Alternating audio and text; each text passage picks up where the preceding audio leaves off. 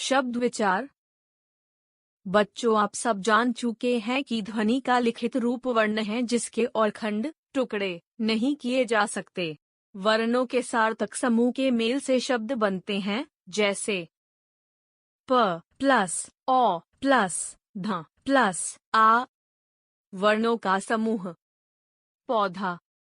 शब्द ल प्लस अ plus ड़ plus अ plus क प्लस ई। वर्णों का समूह लड़की। शब्द बच्चों, आपने यहाँ ध्यान दिया कि वर्णों का अपना कोई अर्थ नहीं होता, जबकि शब्दों का अपना निश्चित अर्थ होता है।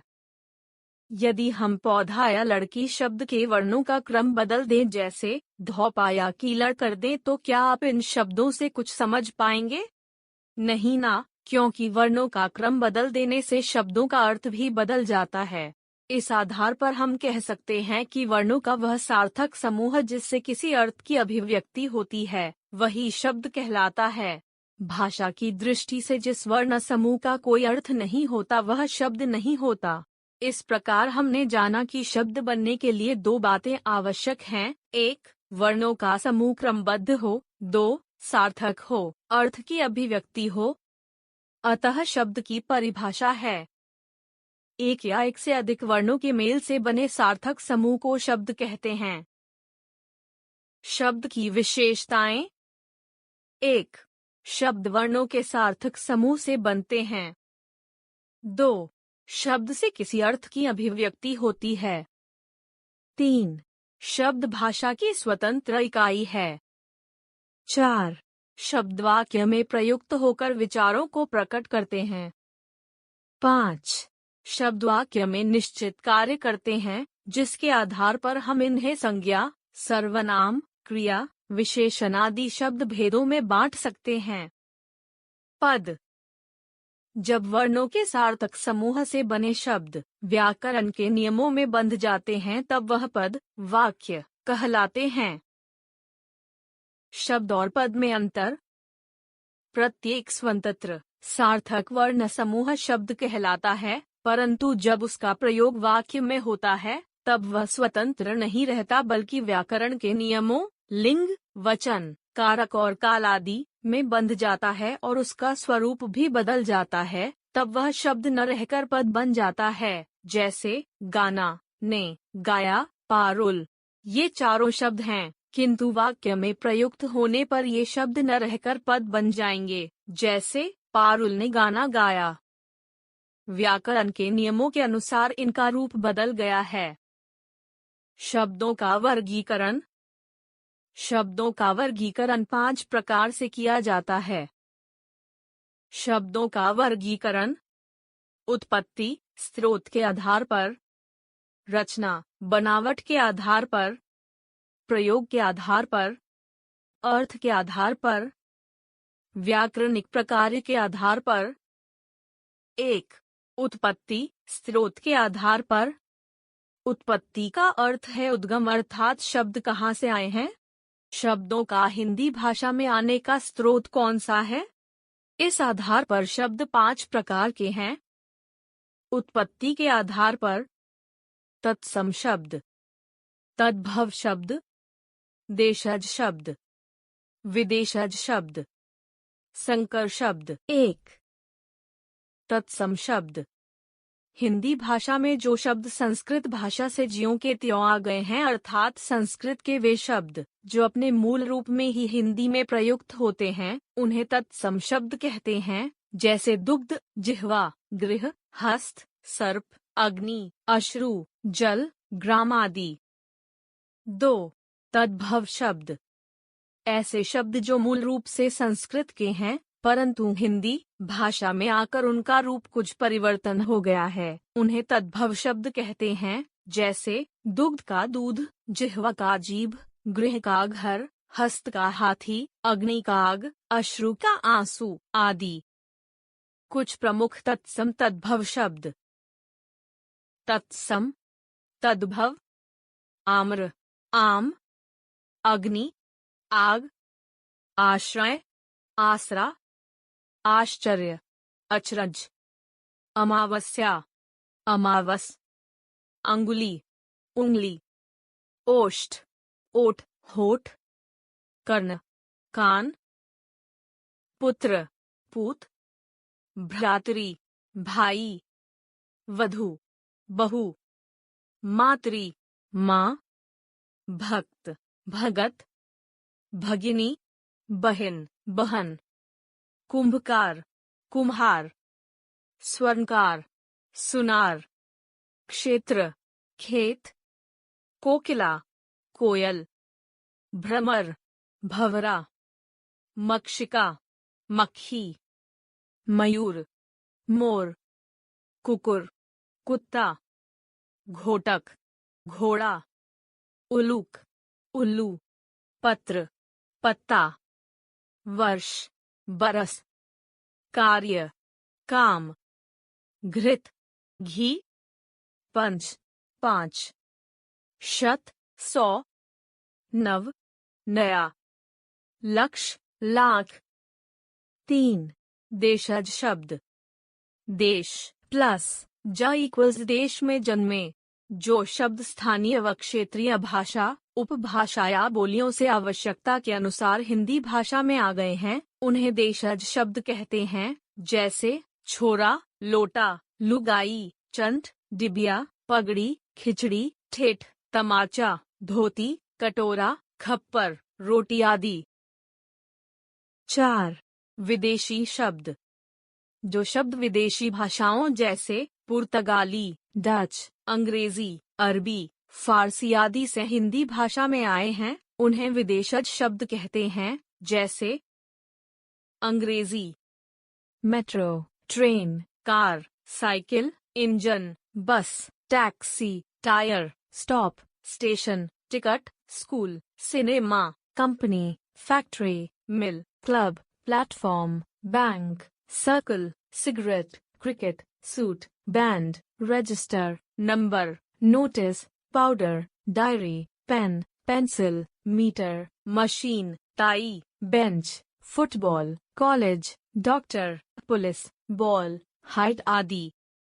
अरबी, अदालत, इंसाफ, इशारा, इनाम, औरत, कसम, कानून, खत, जुर्माना, तकदीर, ताकतवर, दफ्तर, दवा, नकल, फसल, मतलब, शर्त, शतरज, सबूत, सुबह, बाकी, मतलब, मुहावरा, हवा, हिसाब, मोहल्ला आदि।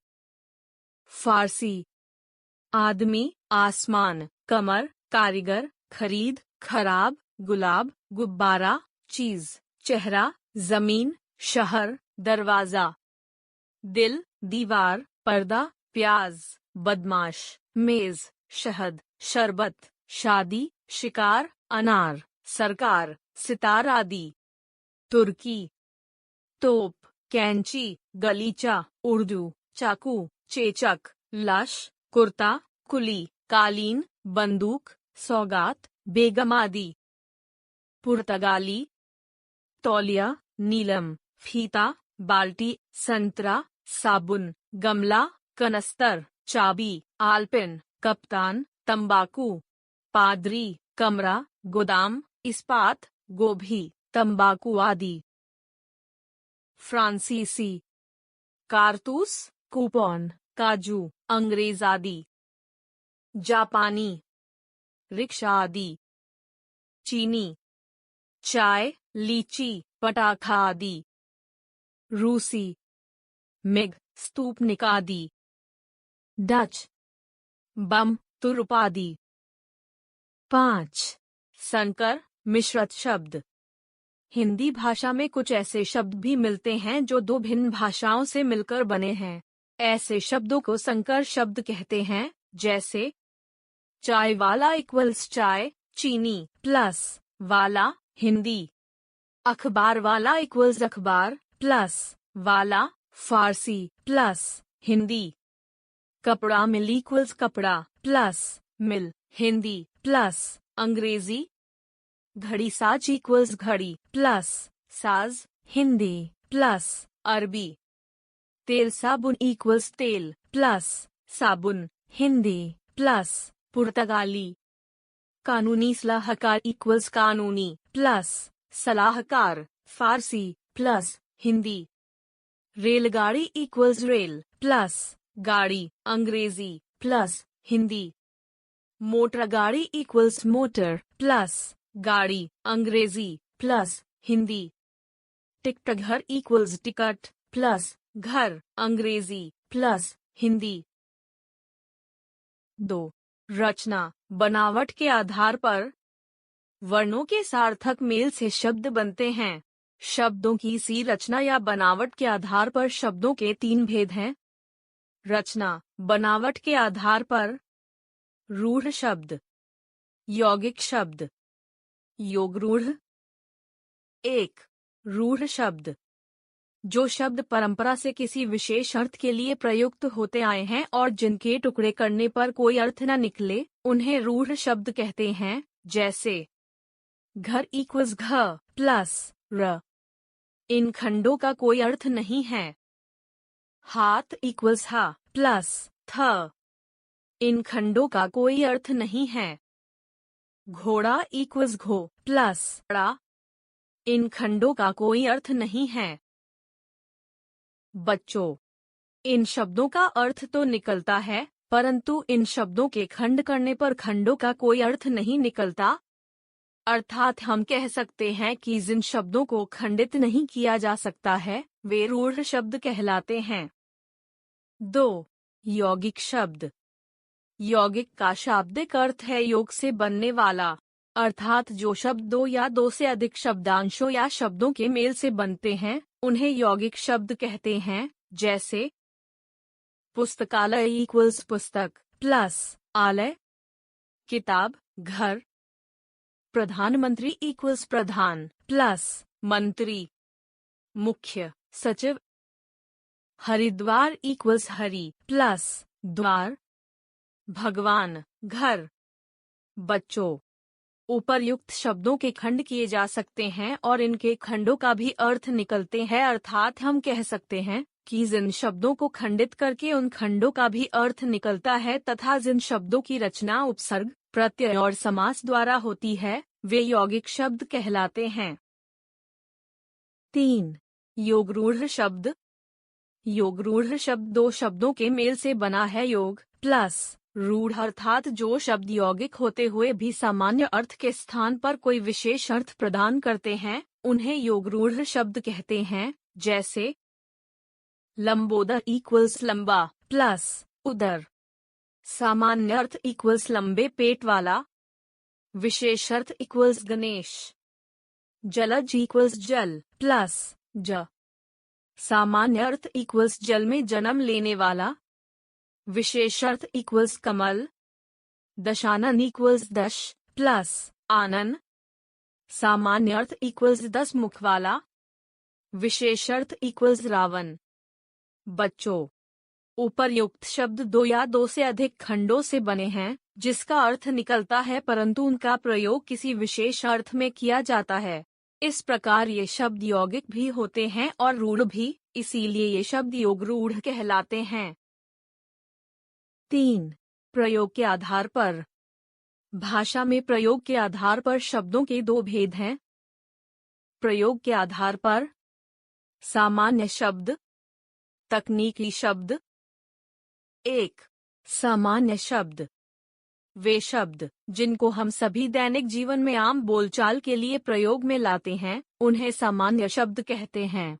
इनका अर्थ किसी भी व्यक्ति द्वारा आसानी से समझा जा सकता है, जैसे घर, दूध, बारिश, किताब, पानी, नदी, रोटी, कमरा, गाड़ी आदि।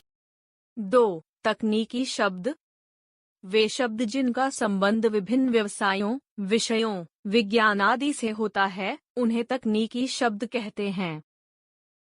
इनका अर्थ विशेष होता है और सामान्य रूप से हर जगह इनका प्रयोग नहीं किया जा सकता है।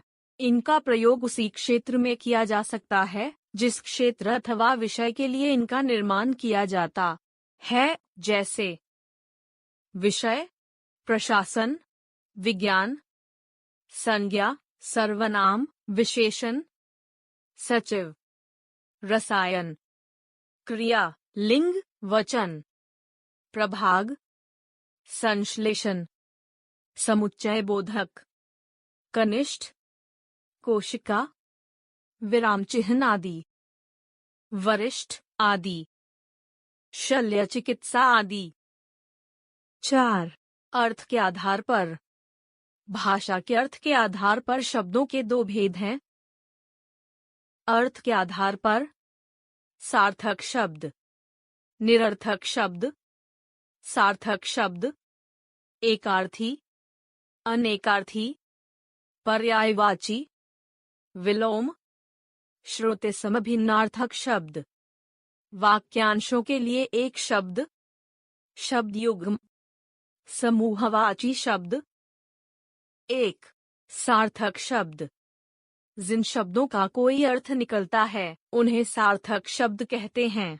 वास्तव में ज्ञानबोध, श्रोता और प्रस्तुतिकरण के आधार पर शब्दों के अर्थों में अंतर आ जाता है। जैसे एक ही शब्द गुणों आदि के आधार पर एक से अधिक अनेक वस्तुओं के लिए प्रयोग में आता है। हरि भगवान को भी कहते हैं और बंदर को भी। इस आधार पर सार्थक शब्दों के 8 भेद हैं। क. एकार्थी शब्द। जिन शब्दों का एक ही अर्थ होता है उन्हें एकार्थी शब्द कहते हैं। सभी भाषाओं में अधिकांश शब्द एकार्थी होते हैं, जैसे पानी, नदी, पहाड़, घर, दीवार, सड़क, मित्र, ईंट, लोहा आदि। ख. अनेकार्थी शब्द। जिन शब्दों के एक से अधिक अर्थ होते हैं उन्हें अनेकार्थी शब्द कहते हैं। ये शब्द प्रयोग व स्थिति के अनुसार भिन्न भिन्न अर्थ देते हैं, जैसे शब्द, अर्थ, रस, स्वाद, सार, जूस, आनंद, मत, राय, नहीं। शब्द, अर्थ, जवान, सैनिक, युवक, अंक, गोद, संख्या।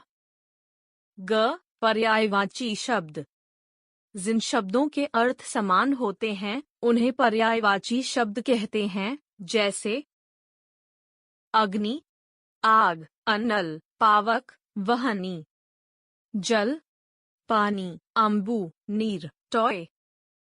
घ. विलोम शब्द। जो शब्द एक दूसरे से विपरीत, उल्टा अर्थ देते हैं उन्हें विपरीतार्थक शब्द या विलोम शब्द कहते हैं, जैसे आदान प्रदान, अनुराग, विराग, जीवन, मृत्यु, सुबह, शाम, उत्थान, पतन, उपकार, अपकार, रात, दिन, आय, व्यय।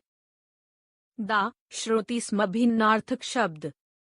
ऐसे शब्द जो सुनने में एक जैसे लगते हैं परंतु उनकी वर्तनी में सूक्ष्म सा अंतर होता है और उनके अर्थ में भिन्नता होती है, उन्हें श्रुति समभिन्नार्थक शब्द कहते हैं, जैसे आसन्न, निकट, आसन, बैठने की वस्तु, कली, कलियुग, कली, अधखिलापू फल, नीड़, घोंसला, नीर, जल। च. वाक्यांशों के लिए एक शब्द।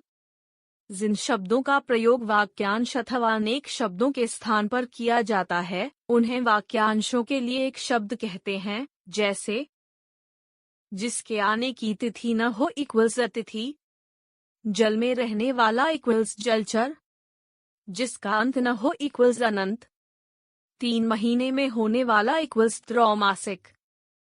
6. शब्द युग्म। जो शब्द जोड़े के रूप में प्रयोग होते हैं और जिनके मध्य में योजक चिन्ह या परसर्ग लगा हो उन्हें शब्द युग्म कहते हैं, जैसे लूटपाट, सुख सुविधा, माता पिता, कभी न कभी, हार जीत, हंसी खुशी, देश विदेश, ज्यादा से ज्यादा। ज. समूहवाची शब्द। जो शब्द किसी समूह का बोध करवाते हैं उन्हें समूहवाची शब्द कहते हैं, जैसे गुलदस्ता, फूलों का, टुकड़ी, सैनिकों की, छत्ता, मधुमक्खियों का, गिरोह, डाकुओं का, झुंड, पशुओं का, गड्डी, नोटों की। 2. निरर्थक शब्द। जिन शब्दों का कोई अर्थ नहीं निकलता उन्हें निरर्थक शब्द कहते हैं, जैसे खट, टक, यज्ञ आदि। 5. व्याकरणिक प्रकार के आधार पर शब्द के भेद। व्याकरणिक प्रकार के आधार पर शब्द दो प्रकार के होते हैं। व्याकरणिक प्रकार: विकारी शब्द, संज्ञा, सर्वनाम, विशेषण, क्रिया। अविकारी शब्द: क्रिया विशेषण, संबंध बोधक, समुच्चय बोधक, विस्मयादि बोधक, निपात। 1. विकारी शब्द: जो शब्द वाक्य में प्रयुक्त होने पर लिंग, वचन, कारक, काल आदि के कारण अपना रूप बदल लेते हैं, उन्हें विकारी शब्द कहते हैं। ये 4 प्रकार के होते हैं। 1. संज्ञा: लड़का, लड़के, लड़कों। 2. सर्वनाम: मैं, मैंने, मुझे, हमें। 3. विशेषण: काला, काली, काल। 4. क्रिया: पढ़ाया, पढ़ाई, पढ़ाए। 2.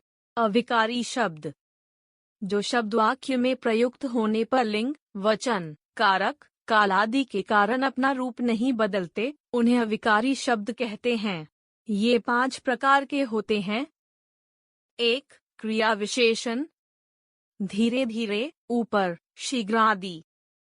2. संबंध बोधक: के लिए, के ऊपर, के आगे आदि।